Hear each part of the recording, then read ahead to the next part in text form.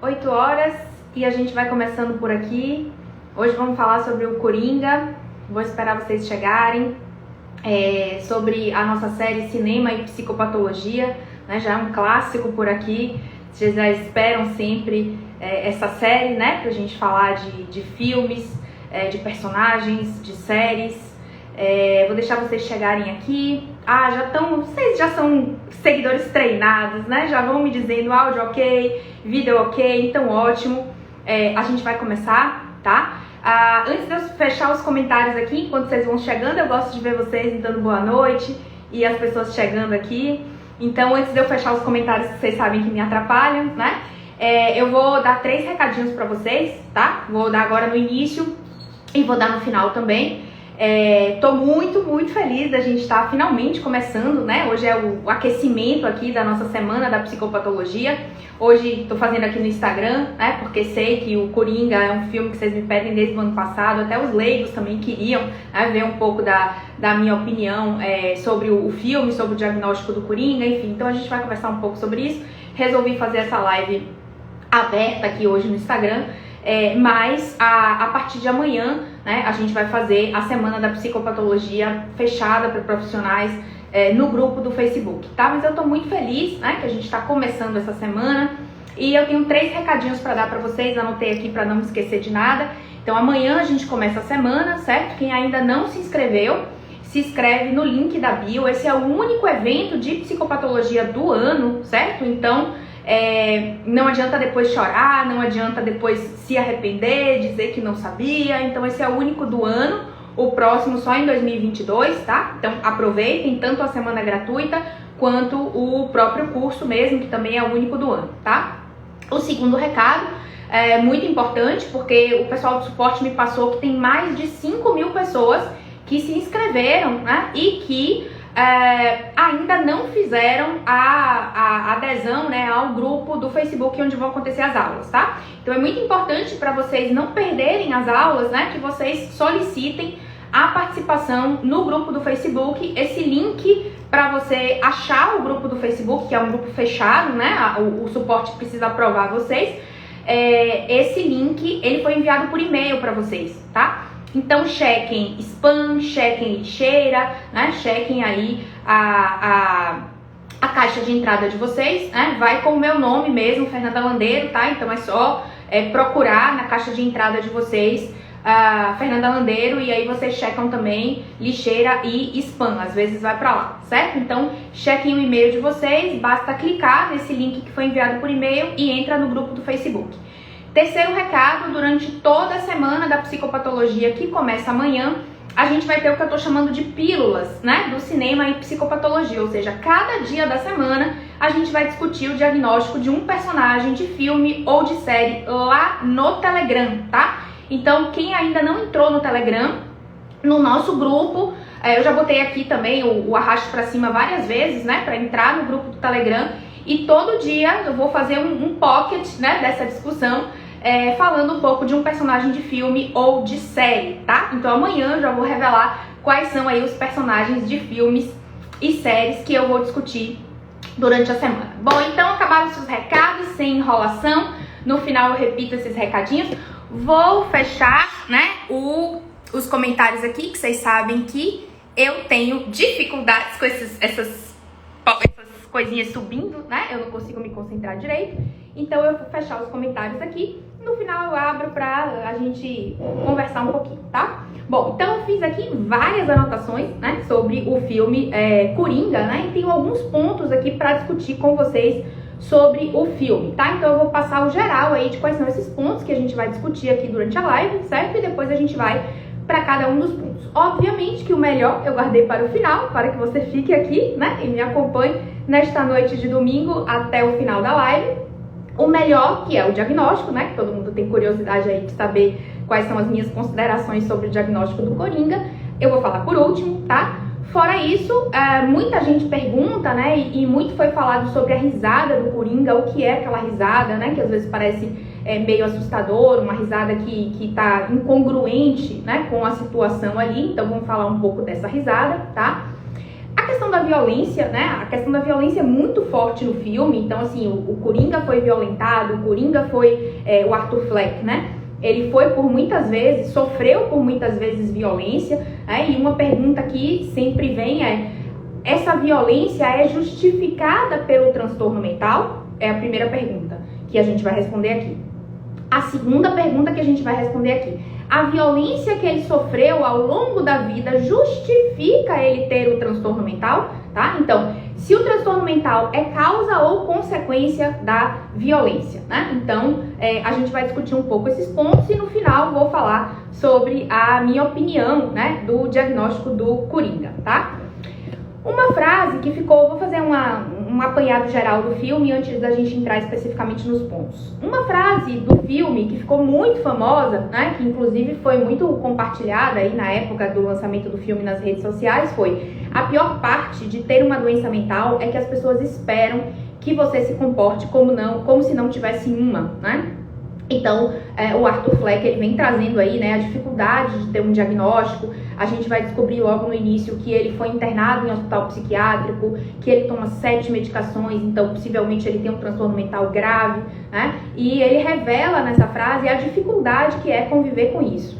Tem uma outra frase também logo no início do filme que pra mim é muito marcante, que ele diz: eu nunca fui feliz em toda a minha vida, tá? Então eu acho que essas frases aí, né, do Arthur Fleck, do Coringa, são frases que mostram o quanto que esse filme é marcante, o quanto que esse filme é forte, né?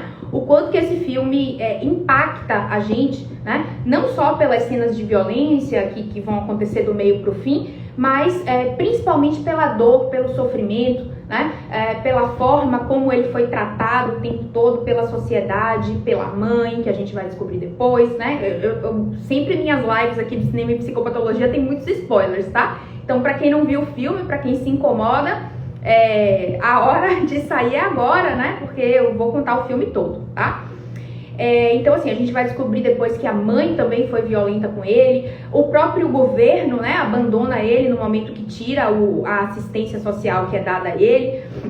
Então é um filme muito forte, onde a gente vê o Arthur Fleck desde o início, né, desde aquela cena onde os meninos roubam a placa dele e batem nele, né, e continuam chutando ele mesmo no chão. A gente vê que o Arthur Fleck foi violentado, foi abusado, foi ridicularizado pela sociedade em que vivia, né? E na minha humilde opinião, né, não sou fã, né, da DC, não sou, enfim, aficionada aí, né, pelos filmes da DC, do Batman, etc. Mas na minha opinião, esse filme do Coringa especificamente é um filme à parte. Eu não sei os fãs da DC, né, se até consideram esse filme como um filme que faz parte aí, né, do universo da DC. Eu acho que não.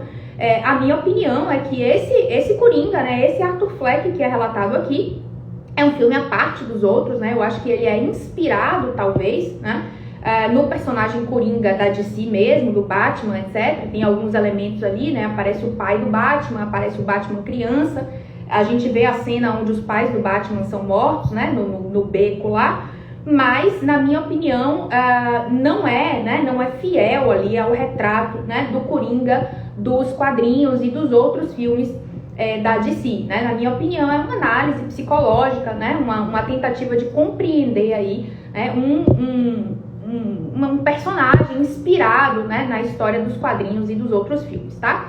Uma coisa que é interessante, né, e que isso até eu vou retomar essa ideia no final, que é a fala do diretor do filme, né? Então, o diretor do filme, quando o filme foi lançado, ele se pronunciou, né, dizendo que ele tomou o cuidado para que o Coringa não tivesse nenhum diagnóstico. Então, ele fez uma colcha de retalhos, né? Ele juntou várias coisas, juntou diagnósticos, né? Porque ele não queria que os psiquiatras e os psicólogos fizessem isso que eu vou fazer aqui agora.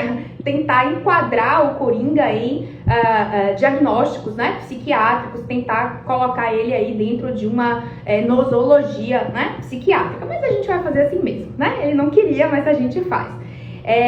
Porque ele colocou, né, logo que o filme foi lançado, que ele queria que o Coringa fosse de outra ordem, que não fosse da ordem da psicopatologia.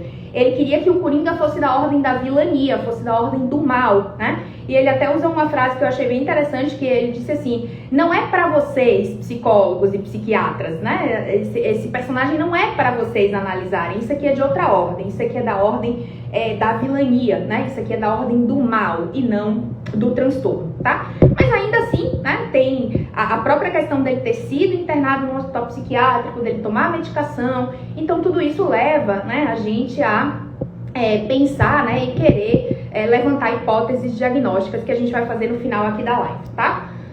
O problema, né, que eu considero, assim, a minha análise geral do filme, eu considero que o filme tem um problema, né, entre aspas, porque ele junta o transtorno mental e associa com comportamentos violentos. Hollywood já gosta de fazer isso, né, já não é a primeira nem a segunda vez que Hollywood faz isso, né, e isso acaba que reforça, né, a ideia do senso comum de que pacientes psiquiátricos são violentos. Isso não tem base de sustentação científica, tá? Então, assim, já foi feito um estudo, inclusive, eu vou falar sobre esse estudo no final da live, né? Mostrando que não, pacientes psiquiátricos não são violentos. E esse estudo acabou tendo uma grande revelação aí que eu vou falar no final, tá?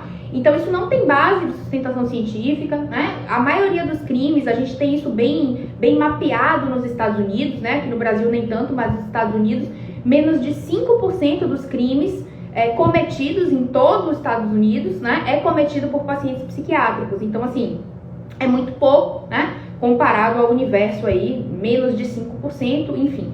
Então, não tem base científica, né, mas Hollywood vira e mexe reforça, né, essa ideia de que pacientes psiquiátricos podem ser perigosos. Eu acho que essa aí, talvez, né, seja uma falha do filme, enfim, acaba mais uma vez reforçando essa ideia do senso comum. Bom, de maneira geral, né, fazendo um resumo aqui básico, o Arthur Fleck, ele trabalha como palhaço de aluguel, né, ele cuida da mãe, a mãe diz que ele veio ao mundo para distribuir sorrisos, né, e talvez até por isso ele tenha se tornado palhaço, né, e ele trabalha num hospital de crianças, mas o sonho mesmo dele é ser comediante, né, de stand-up comedy. Então, o sonho dele é ser famoso, é ir pro programa lá do apresentador que ele assiste todos os dias e que no final ele consegue finalmente ir para esse programa e acaba matando o apresentador ao vivo, né? Bom, então ele trabalha como palhaço, né? Palhaço de aluguel, né? A empresa contrata ele para ir lá fazer um número, né? A gente vê logo no início que Gotham, né, que é a cidade lá que o Arthur Fleck mora, tá passando por um momento muito difícil, é um momento que tá tendo a greve do lixo, né, então tem muita desigualdade na cidade, tem muitas pessoas pobres, tem essa dicotomia, né, ricos e pobres, que vai acabar se acentuando aí com a morte dos meninos, né, que é o Coringa que mata, enfim. A gente vê todo um clima decadente na cidade, né, a gente vê uma cidade cinza, uma cidade escura, enfim, uma cidade triste. Arthur tem dificuldade de se conectar com as pessoas, né? Então ele é ignorado, ele é ridicularizado o tempo todo, né? Ele é humilhado, ele é agredido, como a gente vê logo nas primeiras cenas do filme, né? Onde ele tá com a placa lá na mão fazendo, né, o trabalho dele lá como palhaço de aluguel. E vem os meninos e pegam, roubam a placa dele, né? Agridem ele, chutam ele, etc. Só fazendo um parêntese aqui, né, não sei se a gente tem mais de 2.000 pessoas aqui na live, fico feliz demais com isso, vocês sempre aqui comigo me prestigiando. Eu não sei se todo mundo sabe, mas eu tenho fobia específica de palhaço. Pra mim é muito difícil assistir esse filme, eu reassisti agora, né, pra fazer as anotações e conversar aqui com vocês. Pra mim é muito difícil assistir esse filme, né, por conta da minha fobia específica de palhaço. A primeira vez que eu assisti, eu fui no cinema assistir e eu não consegui ficar até o final. Eu saí, né, eu meio que entrei em pânico, assim, comecei a chorar e tal, e saí do cinema, não consegui. Depois esperei sair na televisão, né, esperei sair nos streamings pra poder assistir, que achei que seria uma experiência menos difícil pra mim, porque no cinema com aquela tela imensa, né, parece que o palhaço tá em cima de mim, então eu não consegui realmente.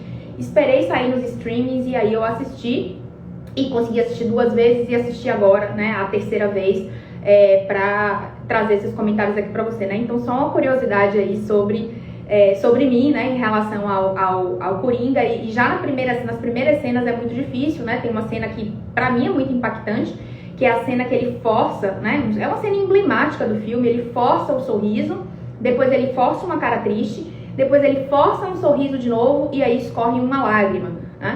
E, enfim, aquela cena é muito impactante. A cena que ele tá de palhaço com aqueles cabelos verdes, né, onde ele é agredido pelos meninos, também pra mim é muito difícil. Mas hoje eu já tô mais, digamos assim, mais desensibilizada, né, em relação a esse filme, mas ainda é difícil. Só esse parêntese aí. Bom, então, o Arthur Fleck, ele é estranho, né? Ele é isolado, ele tá sempre afastado dos colegas, outros colegas que também são palhaços, né? Nessa primeira cena aí ele força um sorriso, depois ele força uma cara triste, cai uma lágrima, tá?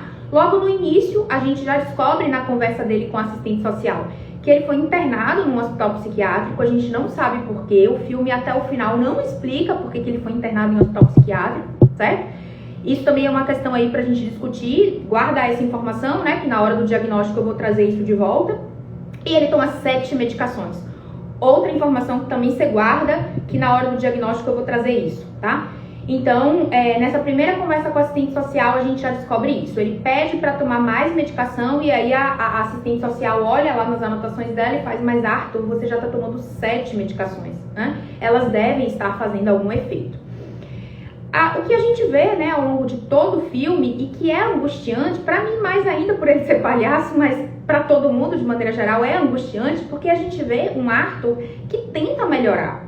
Ele se esforça, ele toma medicação, ele vai nas consultas com o assistente social, né? Mas o tempo todo no filme a gente é jogado, né, pra se deparar com a impotência do Arthur, com a incapacidade dele de conseguir fazer as coisas. Então ele tenta se adequar, né? Ele tenta trabalhar, ele tenta fazer o certo, né? Ele tenta ir para as consultas, tomar a medicação, tenta se adequar de toda forma, mas o que ele recebe é agressão e humilhação e espancamento, né? E mais humilhação e mais estranheza das pessoas, né? E a figura, né, do Arthur, a figura do Coringa, é uma figura que é difícil, né? Mais difícil pra mim, talvez menos um pouco pra vocês, mas é uma figura difícil de encarar. Ele tem uma expressão triste, né? Ele tem uma coloração de pele esbranquiçada, assim, né? Estranha, obviamente feita propositalmente, parece que ele tá doente.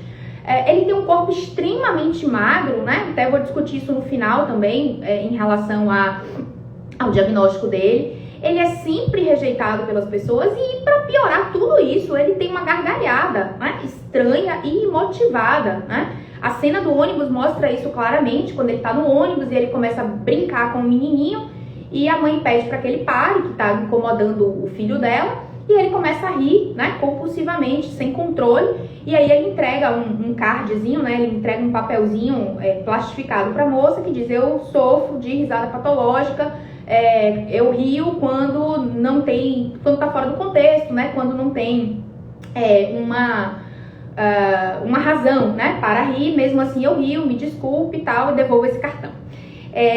Existem algumas hipóteses, né, para essa risada do Arthur Fleck, para essa risada do Coringa, né? Essa risada sem motivo, também vou falar dela na hora do diagnóstico, mas essa risada sem motivo é o riso patológico, né, ou a síndrome pseudobulbar, que é uma questão neurológica, tá? Não é um quadro psiquiátrico, então esse não é um diagnóstico psiquiátrico. Mas eu vou voltar nisso quando estiver falando do diagnóstico, né, dessa risada involuntária do Coringa, que é uma condição neurológica normalmente decorrente de lesões neurológicas. E a gente vai descobrir, né, mais pro final do filme, que ele de fato foi agredido na infância pela mãe e pelo padrasto, né, e talvez até agredido sexualmente também, a gente não sabe, não fica claro que tipo de agressões foram essas, né, mas a gente sabe que ele sofreu agressões, que ele sofreu pancadas na cabeça, né, e esse riso patológico, ele pode ser causado por lesões, principalmente no lobo pré-frontal, né, ou no sistema límbico por traumatismo crânioencefálico, tá? Então é uma hipótese aí, pode ser também por sequela de AVC, mas meio que a gente já exclui isso, né? No caso do Arthur, ele a princípio não sofreu um AVC, então esse riso patológico seria decorrente das agressões que ele sofreu na infância, tá? Bom, então, no caso do Arthur, né, essa risada vem em situações que deixam ele desconfortável, né, que deixam ele, enfim, embaraçado ali, né, com aquela situação. E essa risada vem sempre em momentos onde ele está triste, está angustiado, está preocupado com alguma coisa, ou seja, mostra aí essa incongruência afetiva, tá? Uma coisa que é interessante no filme é o turning point aí do filme, né? Onde ele é demitido do hospital, onde ele é palhaço. Ele vai para esse hospital para trabalhar, enfim, para alegrar as crianças que estão internadas no hospital. E um amigo tinha dado uma arma para ele, né? Um revólver, para que ele pudesse se defender das situações, né? Visto que ele já tinha sido agredido pelos meninos e tal. Então, deram, né? O amigo deu essa arma para ele, ou vendeu, sei lá, para que ele pudesse se defender. E ele passa a andar com essa arma, mas ele tá dançando lá no hospital, essa arma cai no chão, é visto, né, pelos médicos, pelos enfermeiros do hospital, pelas próprias crianças, então ele é demitido, né, desse emprego onde ele é palhaço de aluguel. E aí ele sai, então, né, ele é demitido pelo chefe dele, ele sai muito triste, muito cabisbaixo, e para acabar de piorar a situação, ele tá no trem, né, no metrô, e tem 3 rapazes que estão assediando uma moça. E ele fica nervoso com a situação, e a gente sabe que quando ele fica nervoso com a situação, ele começa a rir, né, compulsivamente. E aí os rapazes então esquecem a moça e vão pra cima dele, começam a agredir ele, né, e ele, talvez já muito, né, mobilizado, já muito impactado com a perda do emprego e tudo que tinha acontecido, então ele tem uma atitude impulsiva, né, ele tem um descontrole aí, o que eu tô chamando de turning point, né, desse ponto de virada aí do Arthur Fleck no filme, e ele dá um tiro no rosto de um dos meninos e mata os outros 2. E aí é que vem uma cena muito interessante, né, disso que eu tô chamando de ponto de virada, porque ele vai pro banheiro da estação de trem, de metrô, e ele começa a dançar, né, uma cena muito bonita, inclusive, uma cena muito poética, se não fosse o contexto violento da morte anterior, mas ele vai pro banheiro e começa a fazer uma dança, né, começa a dançar, parecendo que ele tem ali uma atitude de libertação, né. E aí depois, né, ele vai revelar que ele não sentiu culpa, ele não sentiu remorso, ele fala assim, eu não me senti mal como eu achei que me sentiria. E aí a gente tem esse ponto de virada, também vou falar disso na hora que eu estiver falando do diagnóstico, tá? Porque a gente tem na primeira metade do filme um Arthur Fleck, né? E a gente tem na segunda metade do filme um outro Arthur Fleck já virando Coringa. Bom, o fato é que esses 3 meninos que ele matou são 3 meninos muito ricos, né? Filhos de donos, né, de transações financeiras, de banqueiros, enfim. E aí entra, né, deu um pause aqui, entra a dicotomia rico versus pobre, tá? E ele, a figura do palhaço, ainda não se sabe que foi o Arthur Fleck que matou até então, mas a figura do palhaço, ela passa a ser vista como um justiceiro, né? Alguém que vai libertar aí as pessoas dessa questão de rico versus pobre, né? Então o filme também aborda levemente aí essa questão dessa dicotomia social, tá?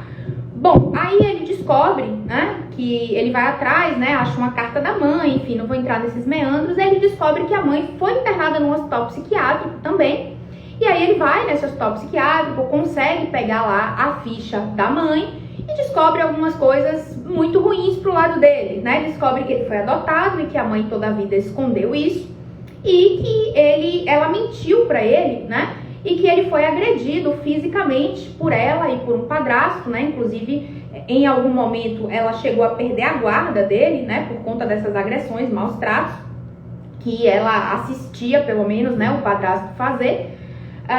E uma hipótese aí que a gente levanta, né? Que ele teve traumatismos, isso é dito no filme, então seria uma possível causa, né? Desse riso patológico dele, tá?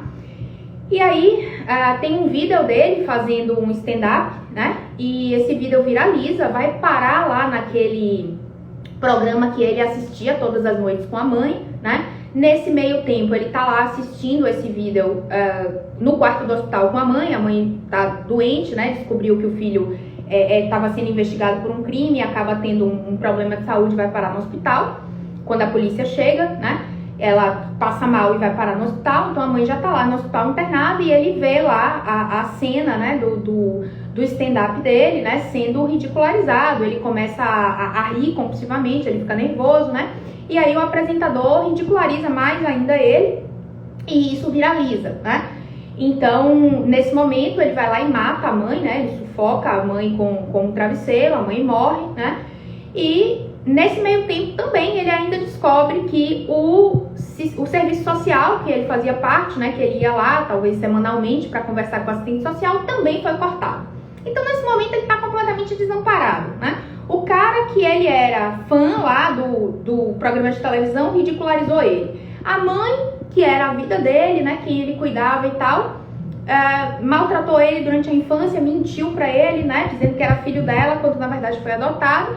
E o governo ainda corta também a assistência que dava, né? Então, daí pro fim, a gente tem realmente a descida da ladeira, né, do Arthur Fleck, e ele se transformando de fato, né, no Coringa. Aí, antes ainda da gente terminar, né, essa descida da ladeira do Arthur, a gente vê que tem uma moça que ajuda ele, né, uma possível namorada aí, né, uma pessoa que tá ali do lado dele, que tá apoiando e tal. E aí, para acabar de descer a ladeira, a gente descobre que isso foi uma imaginação da cabeça dele. Também vou falar sobre isso no momento que eu estiver discutindo o diagnóstico, tá? Então a gente descobre que aquilo não foi real, que aquela moça não estava do lado dele, aquela moça existe, né? Aquela moça é uma vizinha, teoricamente, do prédio dele, tem uma filhinha pequena, né? Mas ela nunca deu apoio a ele, ela nunca esteve, de fato, do lado dele, como a gente acreditava até então. Então, o Arthur, ele se vê completamente sozinho, tá? E aí, é a descida da ladeira, ele acaba sendo convidado para ir para esse programa de televisão, né? O entrevistador, no caso, pretende se redimir, talvez, com ele, chama ele, né?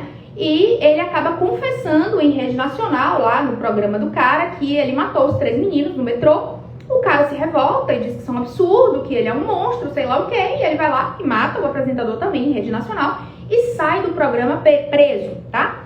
E aí as últimas cenas do filme são ele indo, né, pro presídio, no carro da polícia, várias pessoas vestidas de palhaço exaltando ele, né, ele realmente se tornando aí um justiceiro, uma pessoa que matou pessoas ricas e, portanto, os pobres passaram a admirar ele, né, a ver ele como o salvador da pátria, né. E a última cena do filme é o pai do Batman, né, o pai e a mãe do Batman sendo assassinados e o Batman presenciando essa cena lá, né, mostrando aí a violência da cidade, de Gotham, etc. Então é um filme que mostra essas contradições, né, tanto contradições sociais, né, dos ricos, né, o pai do Batman e etc, e os pobres, né, negligenciados, invisíveis, como é o caso do Coringa, né. É um filme sobre ser humilhado, sobre ser agredido, sobre ser ignorado pela sociedade. Então, assim, o Coringa, o Arthur Fleck, ele é fatalmente um ser invisível, né, para essa sociedade de Gotham. E no final, né, a última cena mesmo, a gente descobre que o Arthur, ele tá internado num hospital psiquiátrico de novo, e a história toda foi contada por ele, né, para a psiquiatra do hospital. Então, a gente acaba o filme pensando, será que tudo isso que a gente viu no filme foi verdade? Não foi verdade, né? Será que é tudo uma fantasia da cabeça do Arthur? Será que ele realmente se ateve aos fatos, né, e contou a história real? Então, a gente não sabe, o filme termina assim, né, ele saindo da sala da psiquiatra de costas e caminhando lá pelo hospital psiquiátrico. Então, a gente fica aí no ar, né, com essa questão, se de fato toda essa história, né, foi real ou não foi real. Tem outros pontos também que o filme levanta, né, que também deixam a gente na dúvida, a questão de se o Arthur é filho do pai do Batman, né? O pai do Batman nega, diz que não, mas no final a gente vê uma foto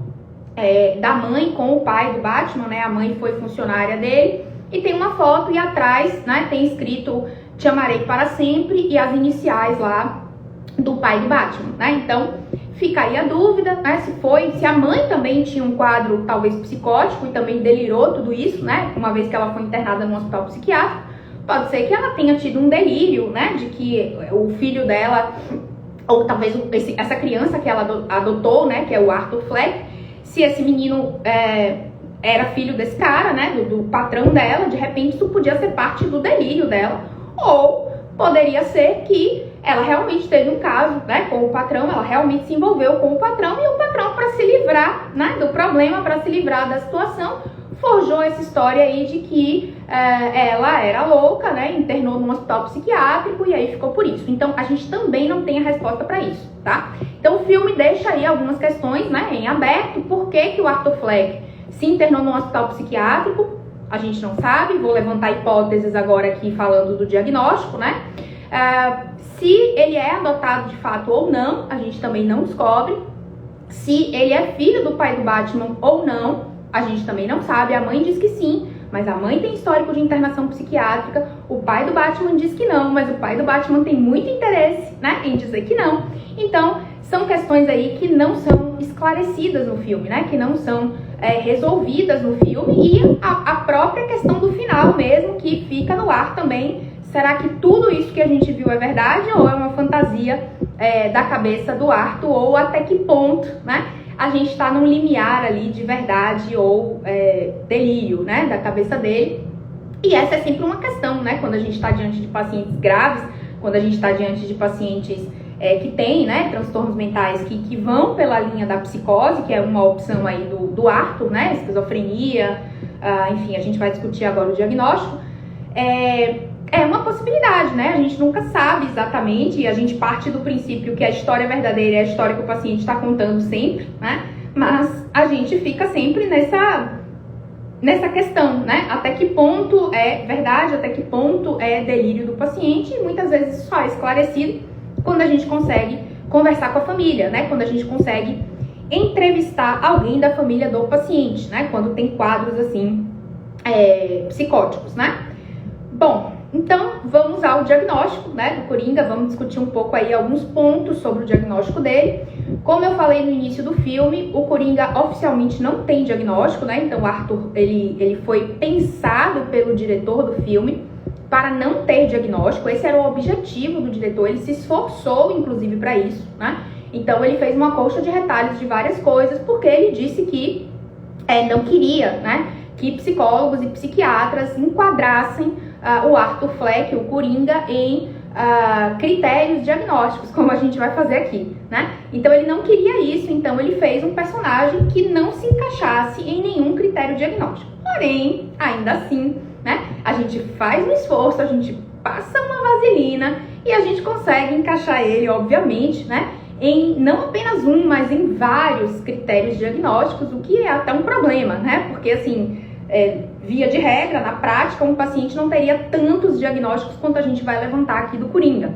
Então a gente vai fazer mais uma avaliação dos sintomas mesmo, né? A gente vai pegar os sintomas separados e vai tentar ver no que isso encaixa, tá? Lembrando sempre, né, que quando a gente faz uma análise de um filme, né, quando a gente faz análise de um personagem de um filme ou de uma série, é sempre a minha opinião, né? É sempre a opinião do profissional que tá falando sobre isso. Então, pode ser que outros profissionais tenham outra visão, né? Talvez vocês já tenham visto algum outro profissional falar sobre o Coringa. Então, não tem certo nem errado, né? Porque é um personagem da ficção e aí a gente também tem o direito, né, livre aí de encaixar no diagnóstico que a gente acha que, enfim, se adequa mais a partir dessa questão subjetiva, né? A gente vai discutir isso, inclusive, a partir de amanhã, na Semana da Psicopatologia, né? Espero que vocês já estejam inscritos. A gente vai discutir essa questão da subjetividade dos diagnósticos psiquiátricos também, tá? Então, falando aqui um pouco, né? Eu sei que tem pessoas leigas aqui com certeza assistindo.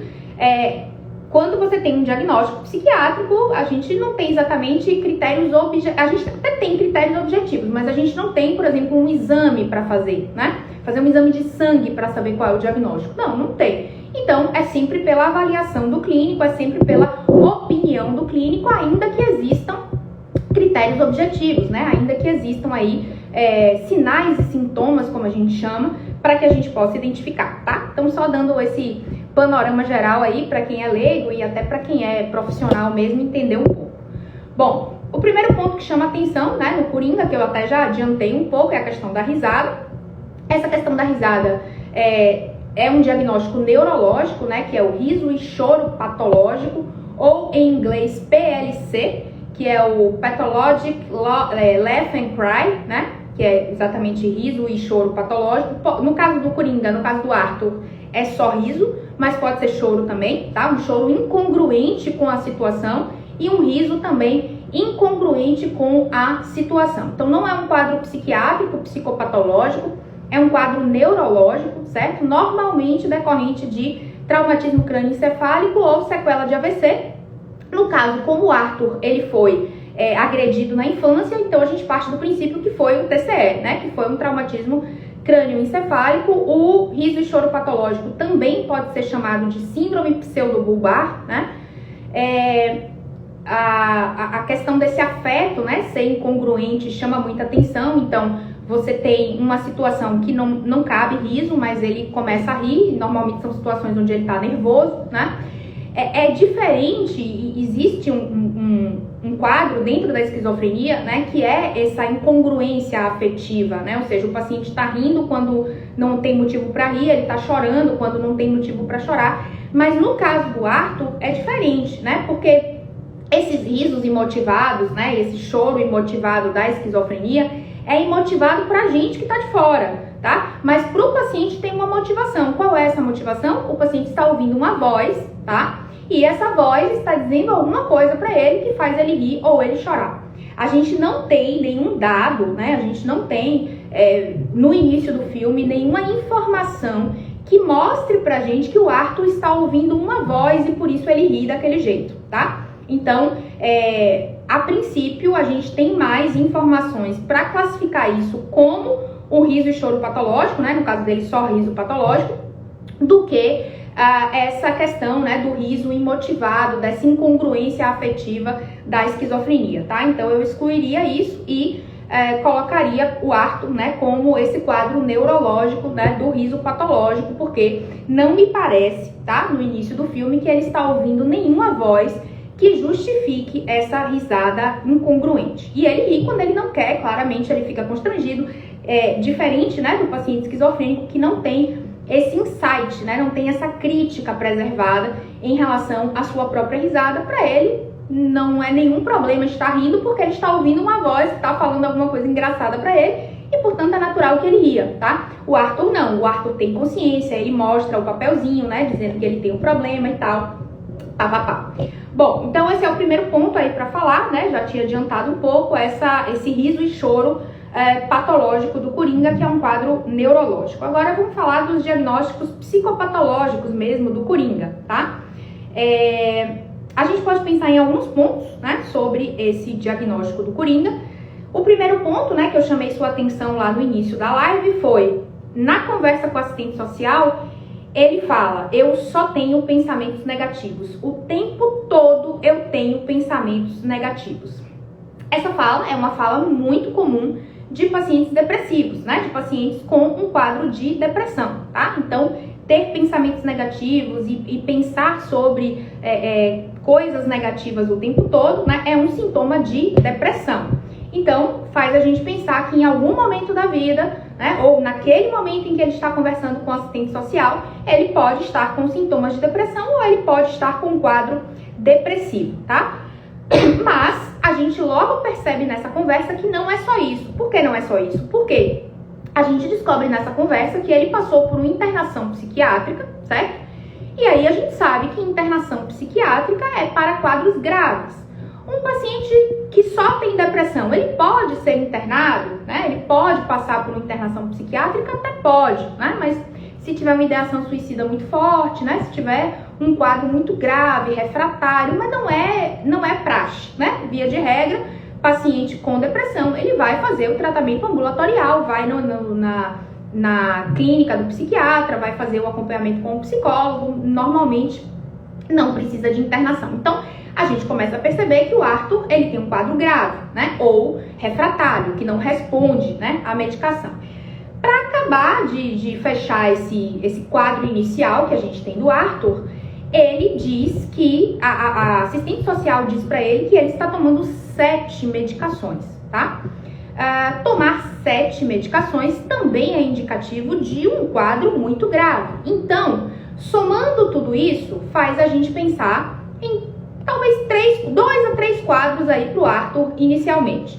Inicialmente, tá? Depois eu vou falar da segunda metade do filme. Inicialmente, a gente pode pensar em transtorno afetivo bipolar, né? Tipo 1, tá? E depois eu vou explicar por que tipo 1.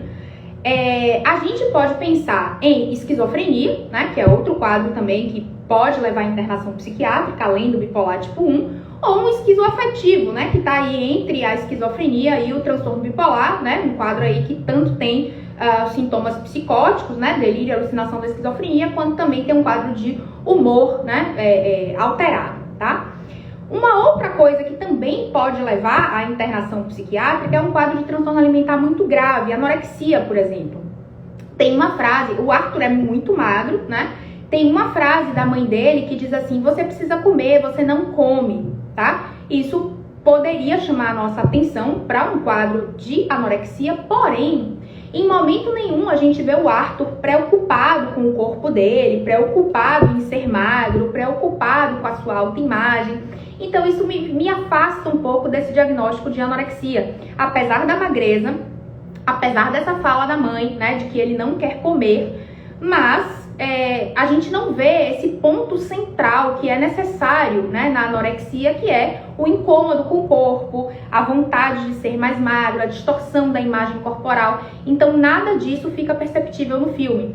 Então me parece que essa magreza dele, né, ou é constitucional, ou porque realmente, né, talvez até por conta do quadro psicótico ou do quadro de humor, ele não tenha fome, né, não tenha vontade de comer, então não come e emagrece demasiadamente. Mas a anorexia também, né, poderia ser um outro quadro que também levaria à internação psiquiátrica e ao uso, né, de tantas medicações, tá?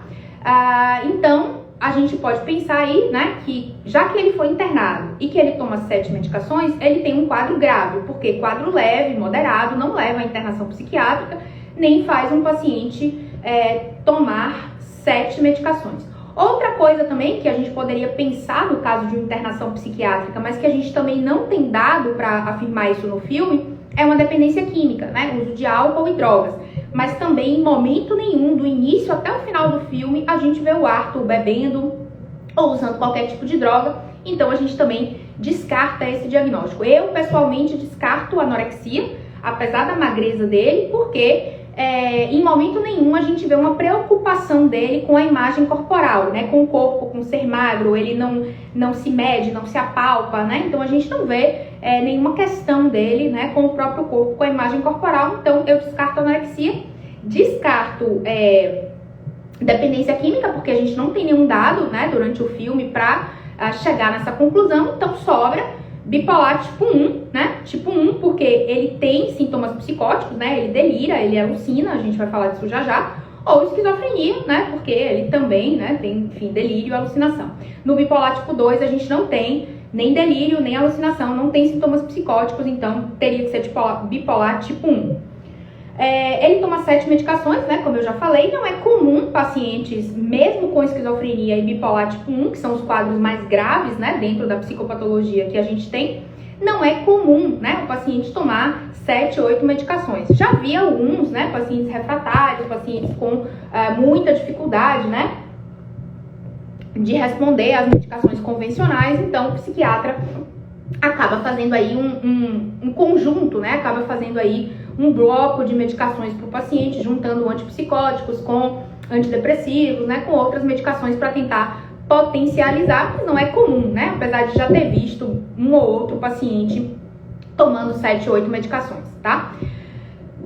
Bom, então a gente consegue ter certeza que o Arthur tem um quadro grave, né, por tudo isso que eu falei até agora, tá? Um quadro de esquizofrenia, talvez, de bipolar tipo 1, né? Um transtorno psicótico, com certeza, ele faz delírio, ele faz alucinação, ou um transtorno mental orgânico, né? Que aí é decorrente de uma doença neurológica, que pode ser uma epilepsia, que pode ser decorrente de um traumatismo crânioencefálico, já que ele sofreu agressões, né? Quando era criança, tem essa risada patológica, né? Então pode ser também um transtorno mental orgânico, que é quando o paciente tem um quadro neurológico e por cima faz um quadro psiquiátrico, tá? Aí a gente vai para quando o Arthur fecha, né, esse diagnóstico de psicose, né, de um quadro psicótico, que é quando a gente descobre que todas aquelas cenas que a gente viu dele com a vizinha, né, ele na casa da vizinha, a vizinha junto com ele, eles conversando e tal, papapá, tudo aquilo eram alucinações, né, e delírio do Arthur, tá? Nem paciente com esquizofrenia, nem paciente com bipolar tipo 1, sintomas psicóticos, faz alucinações visuais, tá? Não é característica nem de esquizofrenia, nem de bipolar tipo 1, alucinações visuais, só auditivas. Porém, Hollywood usa muito esse recurso. Por quê? Porque fica estranho ouvir uma voz, né, no filme sem estar vendo nada. As pessoas elas não iriam entender bem isso. Então, Hollywood, sempre que vai se referir a pacientes esquizofrênicos, a alucinações auditivas, coloca também a imagem, creio eu, que para ficar didático para o público. A gente vê isso num filme que eu até já fiz um comentário aqui, tem salvo aqui no meu IGTV, que é um filme chamado Uma Mente Brilhante, que é a história real, né, de um matemático, e esse matemático é esquizofrênico, tem um diagnóstico fechado, enfim. E no filme a gente também vê, né, as alucinações que no caso deles são auditivas, a gente também vê as pessoas, né, lá materializadas, digamos assim. Então, creio eu, né, que o fato do Arthur ver a menina, né, não necessariamente ele estava vendo, ele estava tendo alucinações auditivas, porém, para ficar didático pra gente conseguir acompanhar o filme, né, de uma maneira mais, enfim, para ficar interessante até, Hollywood usa, né, o recurso aí da alucinação visual, apesar da gente ter que dar esse desconto, né? A gente sabe que o paciente nem esquizofrênico, nem com sintomas psicóticos em geral, é muito raro ter alucinação visual, só tem alucinação auditiva, que é ouvir a voz, né? Então a gente descobre aí que tudo não passou, né, de uma alucinação, né, da cabeça do Arthur, quando a gente descobre que ele nunca teve nada com aquela moça, tá? Então, levanta mais ainda pra gente essa hipótese de ou esquizofrenia ou bipolar tipo 1. E aí, né, que vem a grande questão, que a gente acaba não conseguindo fechar esses diagnósticos, não consegue bater o martelo, porque do meio pro final do filme o Arthur muda, né? Tem lá o turning point que eu falei, né, se você tá lembrado. Eu falei que no momento lá que ele mata os 3 meninos, então é o ponto de virada do Arthur no filme, né? Onde ele vai começando a se aproximar da figura do Coringa, tá? No final tem essa mudança e ele fica mal, né? Ele começa a apresentar características do mal, de fato, né? Do vilão, de fato, que são ausência de empatia, né? Ele atira no anão que vai lá na casa dele junto com um colega de maneira fria, né? Mata o anão ali a sangue frio. Mata a mãe no hospital, depois mata o apresentador no programa de TV ao vivo, né? Então, assim, e ele não apresenta culpa, né, nem remorso. Depois que ele matou lá os 3 meninos no metrô, ele dança no banheiro, né? E ele fala que ele não se sentiu mal, que ele não ficou se sentindo culpado. Pelo contrário, foi libertador para ele, tá? Então, a gente vê aqui, nessa virada do Arthur, né, no filme, a gente vê sintomas, né, sinais e sintomas muito importantes aí, né, que eu vou listar aqui para você. Ausência de empatia, comportamento violento extremo, impulsividade, né, a gente percebe isso muito claramente quando ele ataca o anão ali, praticamente sem motivo, e ele passa sistematicamente a infringir a lei. Então, se você é profissional, com certeza você já identificou, né, com esses elementos aí, qual é o outro diagnóstico que a gente pode dar para o Arthur nessa segunda metade do filme, que é transtorno de personalidade antissocial, tá? Na segunda metade do filme, ele se encaixa num quadro de personalidade antissocial que é conhecido, né? Assim, no senso comum é conhecido como psicopata, tá? A gente não usa mais os termos, tecnicamente, a gente não usa mais os termos psicopata, sociopata. Eu sei que algumas pessoas do direito, né, ainda usam, alguns advogados, juízes, etc., ainda se referem a esse termo, mas nós, da saúde mental, tecnicamente, a gente deixou de usar esses termos oficialmente. Por quê? Porque psicopata, sociopata viraram quase que xingamentos, né? Sempre que um termo diagnóstico vira um xingamento, como aconteceu agora não, na virada, né, do 14º para o 5, aconteceu com retardo mental. Retardo mental era quase um xingamento. Quando a gente tinha que dar esse diagnóstico para um paciente, a gente ficava muito constrangido de conversar com a família e dizer, olha, seu filho tem retardo, é retardado, né? Então isso era um xingamento. Então hoje se chama deficiência intelectual, por exemplo. A mesma coisa aconteceu com o termo psicopata. Passou a ser pejorativo, passou a ser fulano é um psicopata. Passa a ser um xingamento, né? Então o termo correto é transtorno de personalidade antissocial. O problema desse diagnóstico no Arthur Fleck, né, no Coringa, é que no início do filme ele não apresenta nenhuma característica disso, né? Ele é uma pessoa boa, bacana, tá ali trabalhando, vai para sessões com assistente social, trata ela bem. A gente não vê a infância dele, né? Então não tem muitos elementos da infância, mas enfim, a princípio só se a gente fizer uma inferência, né? Mas como não tem elementos, a gente não tem como dar esse diagnóstico no início do filme. E ninguém ganha, ninguém adquire um transtorno de personalidade na fase adulta. Isso teria que ter aparecido desde o início do filme, ou se a gente tivesse acesso à infância dele, né? Teria que ter um padrão de comportamento já na infância e final da adolescência para justificar esse diagnóstico, né? Que padrão de comportamento é esse? É o que a gente chama na infância de transtorno de conduta, que é o quê? Maus tratos a animais, né? Então matar bicho, fazer perversidade com animais, se envolver em comportamento violento na escola, infringir as leis, né? Muito problema escolar, ausências e desrespeito a professores, desrespeito à autoridade. Então, a gente não tem essa informação, né? Mas, a princípio, no início do filme, a gente também não tem nenhum elemento, né, para dizer que o Arthur já era assim, já tinha esse comportamento violento, né? Inclusive, ele sofre violência, né? Ele não é violento, ele sofre essa violência. Então, a gente não tem como saber, né? O filme não mostra isso. A gente infere aí que talvez na infância, na adolescência, ele tivesse apresentado algum tipo, né, de comportamento violento, mas a gente não tem essa informação. Então,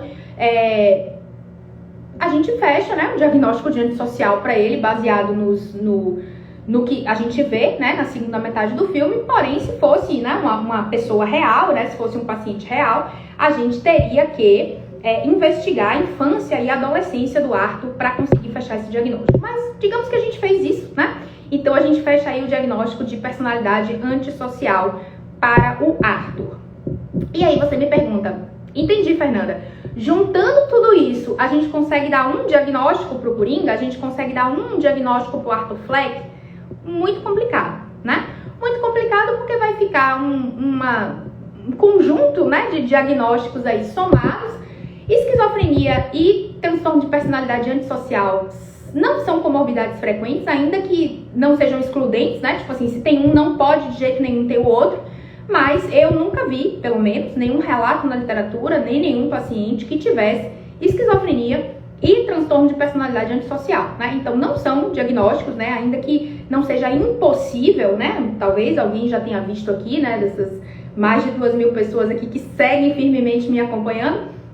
Talvez alguém já tenha visto, eu pessoalmente nunca vi nem relato de caso, né, na literatura, nem nenhum paciente que tivesse diagnóstico de esquizofrenia e personalidade antissocial. Me parece meio difícil, né, de você ver isso numa pessoa só. Então, talvez, né, a gente pudesse juntar aí, numa forçação de barra, um transtorno bipolar tipo 1 com sintomas psicóticos, porque ele faz delírio, faz alucinação, tá? E um transtorno de personalidade antissocial, esquecendo essa parte que a gente não tem a informação da infância e da adolescência dele, né? Vamos fingir que a gente tem e que era um comportamento violento. Então a gente poderia dizer que o Coringa tem transtorno bipolar tipo 1 com sintomas psicóticos e transtorno de personalidade antissocial. Aí são diagnósticos que podem coexistir, né? Eu já expliquei isso, né, muitas vezes aqui nos stories, expliquei isso para a turma anterior de psicopatologia. Um é diagnóstico de humor, o outro é diagnóstico de personalidade. Se a gente pensar em caixinhas, né, essa caixinha do humor, ela pode se combinar com a caixinha da personalidade e a gente pode ter, né, esse diagnóstico combinado, tá? Além disso, a gente pode pensar também na questão da risada, né, que ele tem o diagnóstico neurológico, né, decorrente do traumatismo crânioencefálico que possivelmente ele sofreu na infância pela violência, tá? Então, a gente pode pensar, né, para resumir tudo isso aí, para resumir o diagnóstico do Coringa, a gente pode pensar em bipolar tipo 1, com sintomas psicóticos, grave, né, refratário, porque ele toma 7 medicações e mais internação psiquiátrica, e um diagnóstico de personalidade antissocial, além do diagnóstico neurológico. Isso é possível de encontrar num paciente? É possível, né? Não é totalmente impossível. Pode ser que exista, né, algum paciente com bipolar tipo 1 e personalidade antissocial, mas aí esse quadro neurológico, tá? Então, para ficar um diagnóstico mais real, foi o melhor que eu pude fazer aí, foi a melhor combinação, né, para tentar juntar todos os sinais e sintomas do Arthur Fleck e tentar enquadrar isso foi o melhor que eu consegui, certo?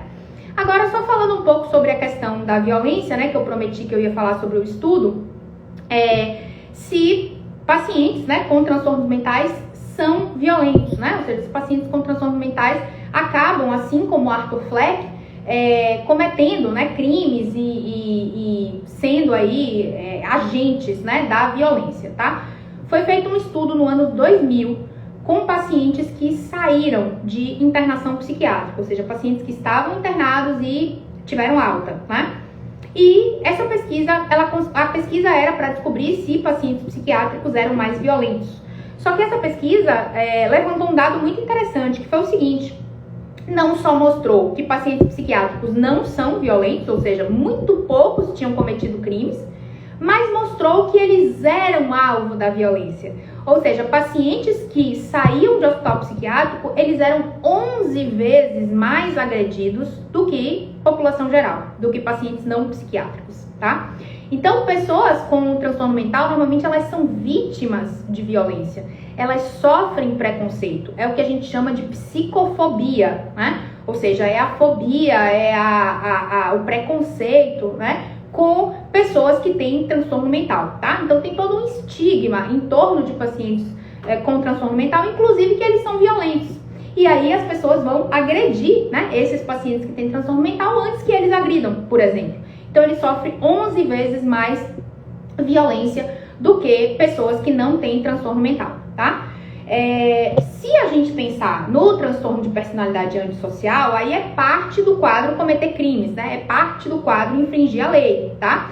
Mas a gente deve fazer aqui uma ressalva, né? Até do ponto de vista jurídico, os pacientes que têm transtorno de personalidade antissocial, eles são considerados imputáveis, ou seja, eles são responsáveis pelos atos que cometeram, né? É diferente de um paciente com esquizofrenia, por exemplo, né? Até um paciente com transtorno bipolar tipo 1, com sintomas psicóticos também, né, que é a hipótese diagnóstica aí do Coringa, né, uma das, ele não vai ser responsabilizado pelo crime que cometeu. Aqui no Brasil, ele vai cumprir, né, um mandato de segurança, vai pro hospital de custódia e tratamento, vai ficar lá, e depois de 5 anos, a cada 5 anos, na verdade, ele vai sendo reavaliado quanto ao grau de periculosidade. Nos pacientes com transtorno de personalidade antissocial, que é o outro possível diagnóstico do Coringa, não tem isso. Ele é responsável pelo ato que cometeu e ele vai para o presídio comum, tá? Nos Estados Unidos, estima-se que 50% da população carcerária, ou seja, metade das pessoas que está presa por ter cometido o crime, tem personalidade antissocial. A outra metade não tem, tá? A outra metade cometeu o crime por uma questão circunstancial, né? Porque, enfim, perdeu a cabeça, o impulso, ou porque é ruim mesmo, né? A maldade existe, nem tudo é transtorno, tá? E a última pergunta aí, antes da gente encerrar, né, é se essas agressões do ambiente podem ter levado o Arthur a desenvolver esse transtorno. O fato dele ter sido abusado e violentado, né, e agredido pela mãe e pelo padrasto na infância, e depois humilhado e agredido pelas pessoas da sociedade, abandonado pelo pai, ser largado até pelo governo, né, que dava uma assistência para ele, a mãe ter mentido para ele, enfim, toda essa história difícil, né, que a gente acompanha aí do Arthur, do Coringa, isso é a causa de todo esse problema dele, dos transtornos mentais dele? Quem me acompanha aqui já sabe a resposta, né? A resposta é que todo transtorno mental tem causa multifatorial. Já fiz essa analogia do bolo, né, aqui algumas vezes. Para você fazer um bolo, não basta você ter só manteiga. Você não faz um bolo somente com manteiga, ou somente com farinha, ou somente com açúcar, né? Ah, mas e se eu tiver ovos, eu faço um bolo? Não, também não. O que você precisa para fazer um bolo? Você precisa de manteiga, farinha, açúcar, ovos, fermento, né? Chocolate, se você quiser fazer um bolo de chocolate. Além disso, você precisa bater isso tudo. E além disso, você precisa levar ao forno, tá? Então, com transtorno mental é a mesma coisa. Ou seja, toda a violência que o Arthur sofreu, né? Toda a humilhação, tudo que ele passou na vida é um ingrediente do bolo, que é o quê? A história de vida dele, tá? Então, a gente não vai fazer um transtorno mental, fazer entre aspas, né? Somente com um ingrediente, que é a violência sofrida.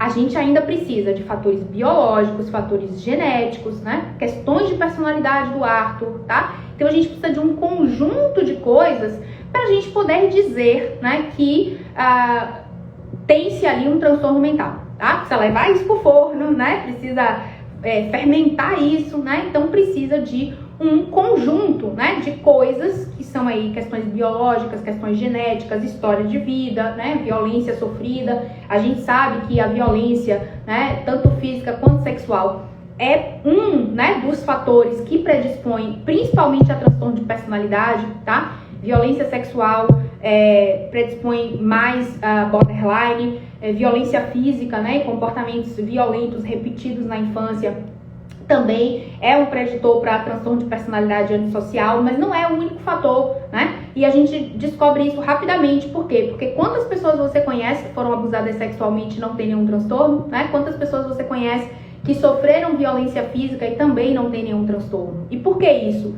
Porque essas pessoas não tinham os outros ingredientes do bolo, né? Não tinham a questão genética, não tinham a questão biológica, não tinham outros aspectos aí de fatores, né, que predispusessem, né, a um transtorno mental, tá? Então, todo transtorno mental tem causa multifatorial e a resposta é: a violência sofrida pelo Arthur causou o transtorno? Não, foi um dos fatores, né? Foi um dos ingredientes desse bolo, né, que fermentou aí e aí acabou explodindo, né, nesse Arthur Fleck, que vira aí o Coringa, tá? Que vira aí esse retrato do mal, né? Como o próprio diretor quis demonstrar.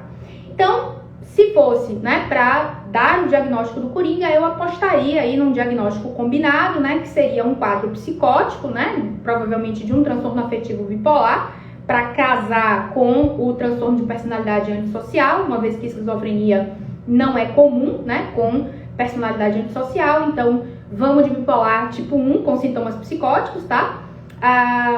E transtorno de personalidade antissocial.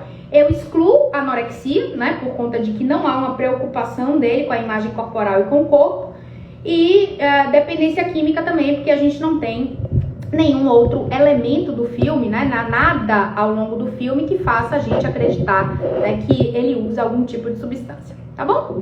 Então, minhas observações sobre o Coringa eram essas. Eu vou só retomar aqui os recados, né, que eu falei no início da live, para quem não estava presente aqui, tá? Amanhã a gente começa a Semana da Psicopatologia, a única do ano, né? Então vai ser o único evento sobre psicopatologia gratuito desse ano, e o curso também, né, que vai ser lançado no próximo domingo, também é o único do ano. Então, se você tem interesse de fazer em 2021, é a sua única chance. A gente não vai abrir outra turma esse ano, tá? Até porque a turma dura 6 meses, né? Ocupa bastante tempo.